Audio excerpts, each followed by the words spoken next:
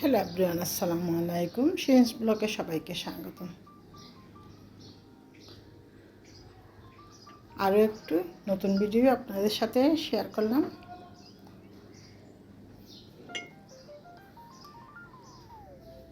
ভিডিওটি দেখতে হলে একটা লাইক দিয়ে দেখতে থাকুন এবং পাশে থেকে সাপোর্ট করে চ্যানেলটি সাবস্ক্রাইব করে দিবেন। আজকে সারাদিন ঘরে কী কী কাজ করলাম তা আপনাদের সাথে শেয়ার করলাম।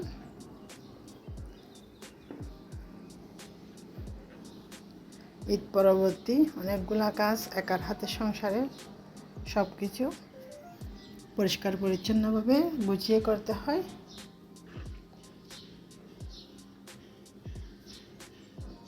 বেশি ছোট্ট করে ভিডিও শেয়ার করলে ভিডিওর ওয়াচ টাইম, চ্যানেলের ওয়াচ টাইম কখনো পূর্ণ হবে না। সেই জন্য একটু 8 থেকে 10 মিনিটের বা 12-15 মিনিটের এভাবে ভিডিও দিতে হবে। তারপরও আমি সব সময় ছোট ভিডিও দেওয়ার চেষ্টা করি।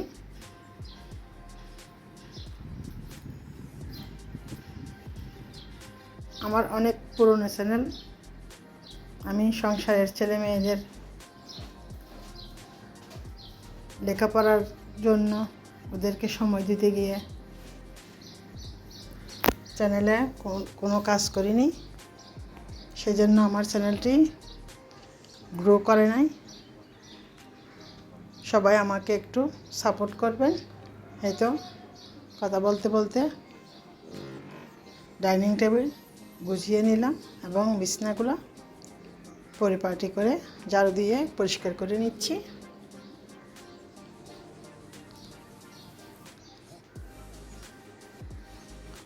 সংসার ছোট হইলেও অনেক কাজ। যেখানে একজনের জন্য 1 পোয়া রাঁধা যায়, 5 জনের জন্য 5 পোয়া রাঁধা একই সমান কথা। আপনার 1 পোয়া রাঁধতে গেলেও যেভাবে চুলা জ্বালাইতে হবে সেভাবে 5 জনের জন্য সেম কাজ, সেম সময়।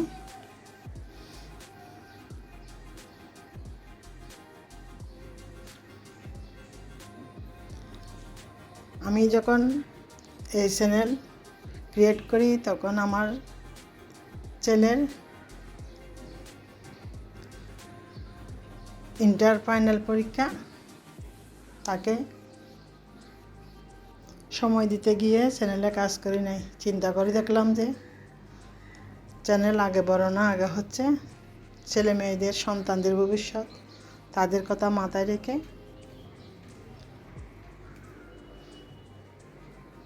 চ্যানেলের কাজ বন্ধ করে রাখছিলাম। পরবর্তীতে আল্লাহ দিলে, আল্লাহর রহমতে ছেলে মেয়েদেরকে সুশিক্ষায় শিক্ষিত করেছি।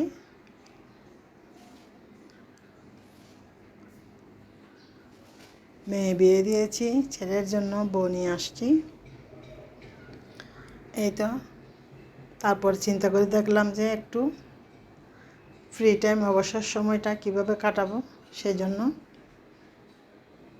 নিজের চ্যানেলের মধ্যে আবার কাজ করা শুরু করলাম।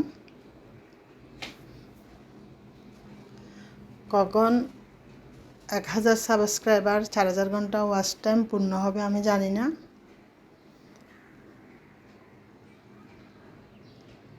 যতদিন পারি নিজের সংসারের কাজকর্ম গুছিয়ে নিয়ে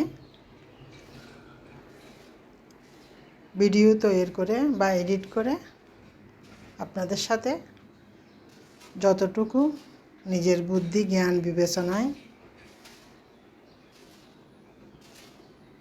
সংসার থেকে সময় বাঁচিয়ে নিয়ে একটা ভিডিও এডিট করি। ভালো লাগলে সাপোর্ট করবেন এবং পাশে থাকবেন। আপনাদের একটি লাইকের মাধ্যমে আমার ভিডিওর ইমপ্রেশন বৃদ্ধি পাবে এবং আমার ভিডিওটি সবাই দেখে নিতে পারবে। এই তো হয়ে গেল।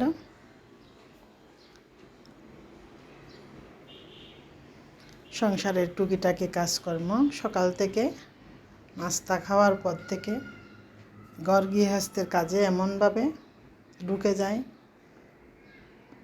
রান্না বান্না, নামাজ কালাম সব কিছু করে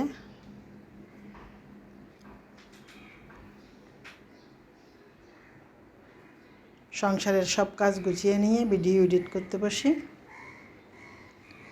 এই তো একার হাতের কাজ। যেহেতু আপনাদের ভাইয়া আমার হাজব্যান্ড আছেন, ছোট ছেলে লেখাপড়ায় এখনও অধ্যয়নরত, সেজন্য আমাকে সব দিক দিয়ে গুছিয়ে সামলিয়ে নিয়ে করতে হয়।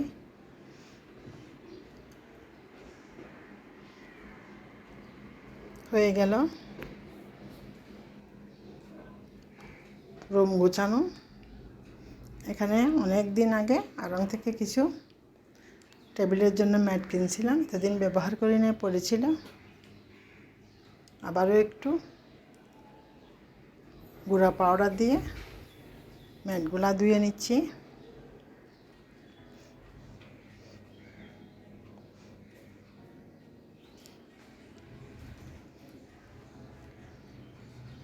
মাঝে মাঝে ডাইনিং টেবিলের একদম ক্লথ কাপড় বিছাতে ইচ্ছে করে না, সেজন্য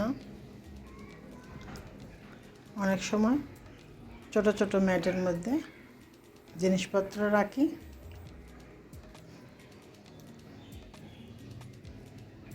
এভাবে আমি আমার সংসারের কাজকর্মগুলো সবসময় করে থাকি। আপনাদের দোয়ায় ভালোবাসায় এ পর্যন্ত সংসারকে ছোট ছোট কাজের মাধ্যমে গুছিয়ে নেওয়ার চেষ্টা করি।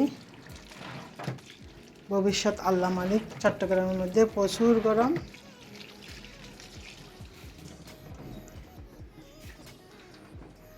তার উপর রেখেছি 6 রোজা।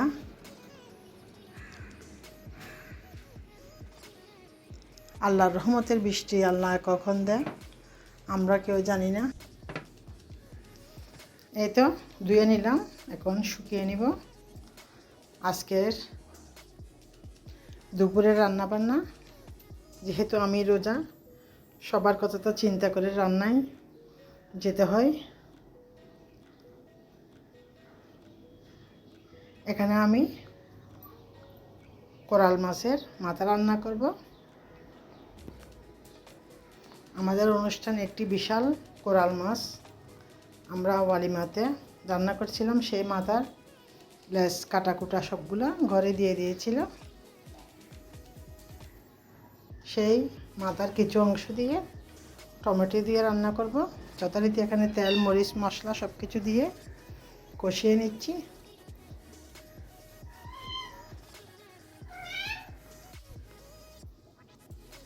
আরেকটা রান্না করব আপনার মুরগির মাংস।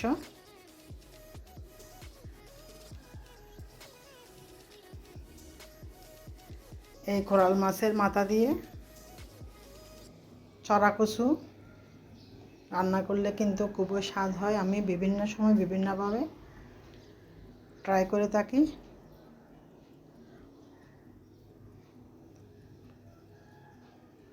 এখন ছড়া কচুটা বাজারে আছে কিনা জানি না। বাজার সওদা সব কিছু আমার হাজব্যান্ডে করে। এখনও পর্যন্ত কোনো দিন আমার লাইফে, আমার বিবাহিত জীবনে আমাকে কোনো দিন কাঁচা বাজারে যাইতে হয় না। সব কিছু আমার হাজব্যান্ড নিয়ে আসে।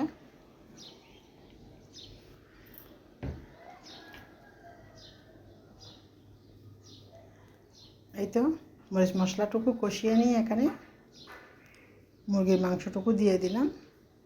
মুরগির 2টা বুকের মাংস আমার মিনি বিড়ালের জন্য রেখে দিতে হয়। ও হাড়গোড় কিছুই খায় না, শুধু পরিষ্কার মাংসটুকু খায়।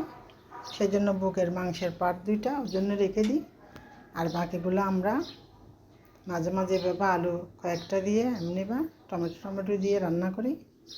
এই তো কথা বলতে বলতে হয়ে গেল রান্না।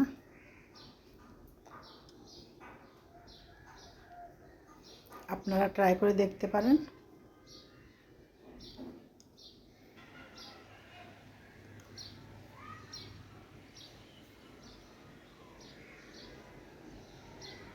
পুরো প্রচুর গরম, একদম নিঃশ্বাস ফেলতে কষ্ট হচ্ছে সেরকম গরম। তারপরও যাক, আল্লাহর দিন, আল্লাহ যে কোনোভাবে নিয়ে যাবে। রান্নাবান্না শেষে চুলাটা সবসময় এভাবে পরিষ্কার করে নিই। প্রতিদিন সকালে একবার, দুপুরে একবার, রাত্রে একবার মুছে পরিষ্কার করে নিতে হয়।